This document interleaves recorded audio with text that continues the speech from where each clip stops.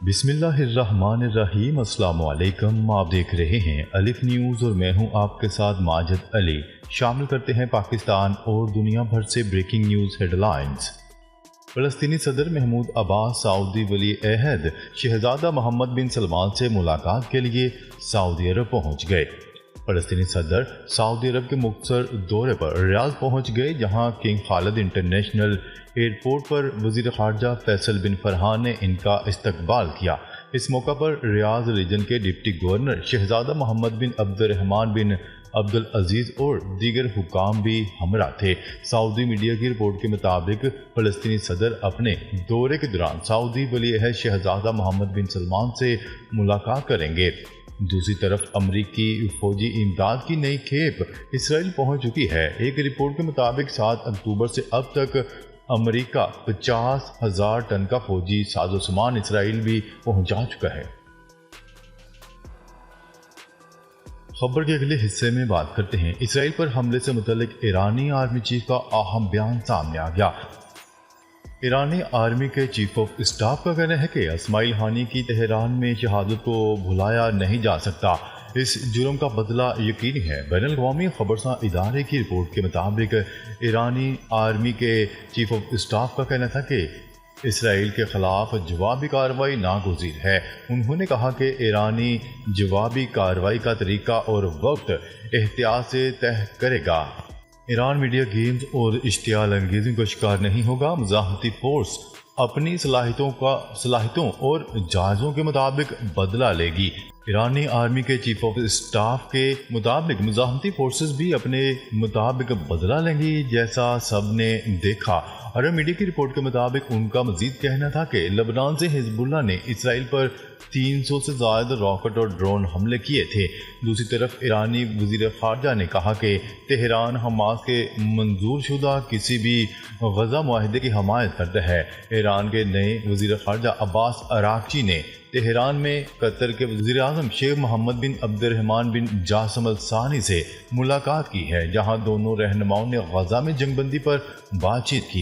ईरानी वज़ीर ख़ारजा के मुताबिक अराग़ची का कहना था कि ईरान इनक्लू में जंगबंदी के क़याम के लिए कतर की कोशिशों का खैर मकदम करता है और किसी भी मुआहदे की हमायत करेगा जैसे फ़लस्तीनी मुज़ाहमत और हमास में हमारे दोस्त मंजूर करते हैं। खबर के अगले हिस्से में बात करते हैं। ईरान की जानिब से इसराइल पर हमले के खतरात मंडला रहे हैं। अमेरिका ने खबरदार कर दिया। अमेरिका ने खबरदार करते हुए कहा है कि ईरान की जानिब से इसराइल पर हमले के खतरात अब भी मौजूद हैं। पेंटागन के तर्जमान मेजर जनरल पैट्रिक रॉडर ने सहाफ़ियों को बताया कि ईरान या इसके एजेंटों की तरफ से इसराइल पर हमले के खतरात मंडला रहे हैं। उन्होंने ये भी कहा कि मैं ईरानी रहनुमाओं और दीगर की तरफ से किए गए कुछ अमूमी तबसरों की तरफ इशारा करना चाहूँगा। हमारा अंदाज़ा ये है कि हमले का ख़तरा मौजूद है। पैट्रिक राइडर ने मज़ीद कहा कि रियासत-ए मुत्तहिदा अमेरिका ने पेशगी हमलों या मुज़ाहिलों को मार गिराने में हिस्सा नहीं लिया, लेकिन हिजबुल्लाह के आइंदा हमलों का सुराग लगाने के सिलसिले में कुछ इंटेलिजेंस, निगरानी और जासूसी से मुतल्लिक मदद फराहम की है। उन्होंने मजीद कहा, अमरीकी वज़ीर दिफा लॉयड ऑस्टिन ने अमरीका की हमायत के एक हिस्से के तौर पर खित्ते में 2 तैयारा बरदार बहरी बेड़ों की मौजूदगी का हुक्म दिया है। वाज़ेह है कि ये बात ईरानी मुसल्लह अफ़वाज के chief of general staff Mohammad बाकर की जानिब से इस बात की तस्दीक के बाद सामने आई है कि जिसमें उन्होंने इस बात पर जोर दिया है कि हमास के सियासी ब्यूरो के सरबराह इस्माइल हानी के खून का बदला लेने का फैसला यकीनी है। खबर के अगले हिस्से में बात करते हैं। रूस का कैफ पर बड़ा मिसाइल और ड्रोन हमला। रूस की जानिब से यूक्रेन के दारुल हुकूमत कैफ पर मिसाइल और ड्रोन हमला कर दिया गया, जिसके बाद बड़े पैमाने पर हलाकतों का इम्कान जाहिर किया जा रहा है। बैनुल-अक़वामी खबरसां इदारे की रिपोर्ट के मुताबिक वस्ती कैफ में धमाकों की आवाज़ें सुनाई दी, जिसके बाद यूक्रेन की फौज की जानिब से कैफ और इससे मुल्हिका इलाकों में मजीद फ़ज़ाई हमलों का अलर्ट जारी कर दिया गया। रूस के मुतअद्दिद फ़ज़ाई हमलों की तस्दीक करते हुए यूक्रेन के हुकाम का कहना था कि रूस के पास फ़ज़ा में स्ट्रेटजिक बमबार तैयारे मौजूद हैं। रूस मजीद बड़े फ़ज़ाई हमले कर सकता है। मकामी हुकाम का कहना है कि शिमाल मगरबी शहर लोटसिक में روسی افواج کی جانب سے حملے کیے گئے۔ ادھر سماجی رابطے کی ویب سائٹ ایکس پر پولینڈ کی مسلح افواج نے پیغام جاری کرتے ہوئے کہا ہے کہ اگر روس یوکرین کے مغربی سرحد جو پولینڈ سے ملحقہ ہے کہ قریبی علاقوں پر حملہ کرے گا تو اس کا رد عمل دیا جائے گا۔ واضح ہے کہ امریکہ کی جانب سے گزشتہ ہفتے یوکرین کے یوم آزادی کے موقع پر روسی حملوں کا انتباہ جاری کیا گیا تھا۔ خبر کے اگلے حصے میں بات کرتے ہیں روسی میزائل اور ڈرون حملہ، یوکرینی صدر کی یورپی ممالک سے مدد کی اپیل۔ یوکرینی صدر ولادیمیر زیلنسکی نے یورپی ممالک سے اپیل کی ہے کہ وہ یوکرین پر روسی فضائی بمباری کے بعد ڈرون اور میزائلوں کو مار گرانے میں کیف کی مدد کریں۔ ان کا کہنا تھا کہ روس نے یوکرین پر 100 سے زائد میزائل اور تقریباً 100 ڈرون سے حملہ کیا، جن میں سے کئی حملے مغربی علاقوں میں کیے گئے جو پڑوسی ممالک کے قریب ہیں۔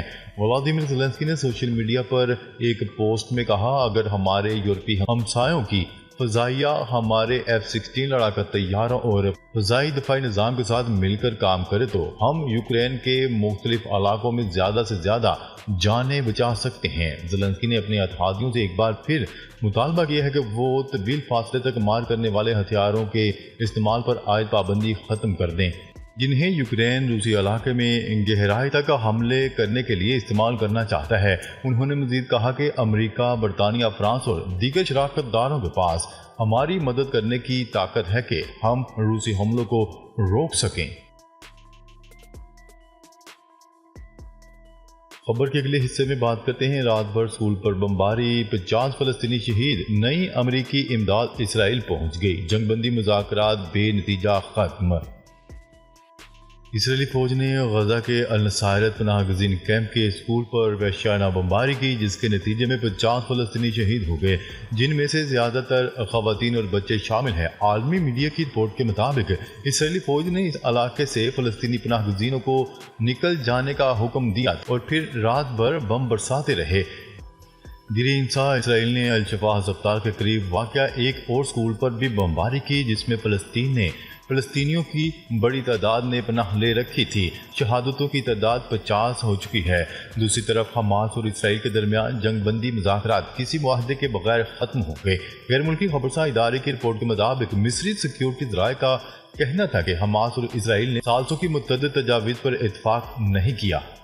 اس سے پہلے حماس نے غزہ جنگ بندی معاہدے کی نئی اسرائیلی شرائط کو مسترد کر دیا تھا اور کہا تھا کہ 12 جولائی کو منظور کی جانے والی جنگ بندی تجاویز پر قائم ہے۔ حماس کے مطابق جنگ بندی معاہدہ فوری کروانے کی امریکہ کی باتیں غلط اور انتخابی مقاصد کے لیے۔ دوسری طرف امریکی فوجی امداد کی نئی کھیپ اسرائیل پہنچا دی گئی۔ اسرائیلی وزارت دفاع کے مطابق فوجی ساز و سامان ترسیل کرنے والا 500واں امریکی طیارہ اسرائیل پہنچا ہے۔ 7 اکتوبر 2023 سے اب تک امریکی فضائی اور بحری راستوں سے 50,000 ٹن سے زائد فوجی ساز و سامان اسرائیل بھجوایا جا چکا ہے۔ امریکی فوجی سامان میں بختر بند گاڑیاں، گولہ بارود اور دفاعی سامان شامل ہے۔ فلسطینی وزارت خارجہ نے انتہا پسند اسرائیلی وزیر ایتمار بن گوئر کے بیان کی شدید مذمت کی ہے۔ وزارت خارجہ نے کہا کہ اسرائیلی وزیر ایتمار بن گوئر کا بیان انتہا پسندانہ ہے۔ اسرائیلی وزیر کا بیان خطے کو دائمی لڑائی کی طرف دھکیلنے کی کوشش ہے اور جنگ بندی کی کوششوں کو نقصان پہنچا رہا ہے۔ اسرائیلی وزیر ایتمار بن گوئر نے کہا تھا کہ اس کا بس چلتا تو مسجد اقصی کے احاطے میں یہودی عبادت گاہ بنوا دیتا۔ سعودی عرب کے وزیر خارجہ شہزادہ فیصل بن فرحان نے ایرانی ہم منصب عباس اراغچی سے ٹیلی فونک رابطہ کیا اور غزہ کی صورتحال پر تبادلہ خیال کیا گیا۔ دو طرفہ تعلقات اور مختلف شعبوں کو آگے بڑھانے کے طریقوں پر بھی بات چیت کی گئی۔ خبر کے اگلے اور آخری حصے میں بات کرتے ہیں سوڈان میں ڈیم ٹوٹنے سے تباہی، 20 نہال صفحہ ہستی سے مٹ گئے، درجنوں افراد ہلاک۔ غیر ملکی خبرساں ادارے کی رپورٹ کے مطابق سوڈان کے مشرقی بحیرہ احمر میں اربات ڈیم ٹوٹ گیا، جس کے نتیجے میں پانی قریبی دیہاتوں میں داخل ہو گیا اور متعدد لوگوں کو بہا کر لے گیا۔ اقوام متحدہ کے مطابق ڈیم سے نکلنے والے پانی نے 20 نہال صفحہ ہستی سے مٹا دیے۔ ڈیم ٹوٹنے سے ہزاروں افراد بے گھر ہو گئے۔ سوڈان کی مرکزی وزارت صحت کا کہنا ہے کہ پھنسے ہوئے لوگوں کی مدد کے لیے وسائل بروئے کار لائے جا رہے ہیں۔ اس بات کا تخمینہ نہیں لگایا گیا کہ کتنے افراد لاپتہ ہیں، تاہم ایک مقامی عہدیدار نے سوڈانی نیوز سائٹ کو بتایا کہ کم از کم 60 افراد ہلاک ہوئے ہیں۔ ناظرین، اب تک کے لیے اتنا ہی۔ مزید خبریں لے کر بہت جلد آپ کی خدمت میں حاضر ہوں گے۔ تب تک کے لیے اپنا خیال رکھیے گا۔ اللہ نگہبان۔